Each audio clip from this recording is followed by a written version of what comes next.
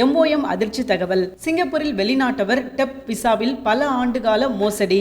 சிங்கப்பூரில் வெளிநாட்டு மாணவர்கள் மற்றும் பயிற்சியாளர்களுக்கு வழங்கப்படும் ட்ரைனிங் எம்ப்ளாய்மெண்ட் பாஸ் தவறாக பயன்படுத்தப்படுவது பல ஆண்டுகளாக நீடித்து வருவதாக தொழில்துறை வல்லுநர்கள் தெரிவிக்கின்றனர். இந்த அனுமதி தொழில்முறை, மேலாண்மை, நிர்வாக அல்லது நிபுணத்துவ வேலைகளுக்கு 3 மாதங்கள் பயிற்சி பெறுவதற்கு வழங்கப்படுகிறது.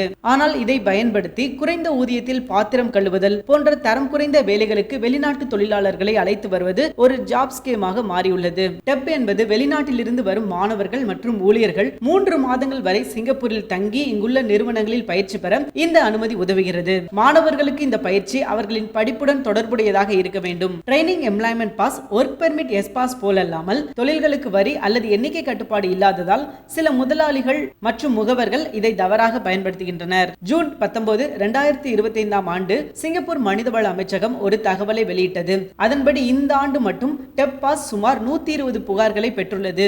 இதில் என்ன வகையான மோசடிகள் நடக்கிறது? தொழிலாளர்கள் சந்திக்கும் பிரச்சனைகள் என்ன?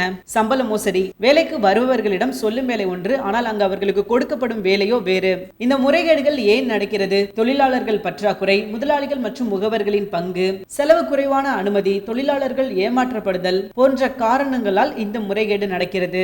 மனிதவள அமைச்சகம் டெப் பாஸை தவறாக பயன்படுத்துவதை மிக முக்கிய பிரச்சனையாக கருதுகிறது. பல வழக்குகளில் விசாரணைகளை முடித்துவிட்டதாகவும் மேலும் பல வழக்குகள் தொடர்ந்து விசாரணையில் இருப்பதாகவும் MOM தெரிவித்துள்ளது. மேலும் செய்திகளுக்கு இணைந்திருங்கள் தமிழ் சாகாவுடன்.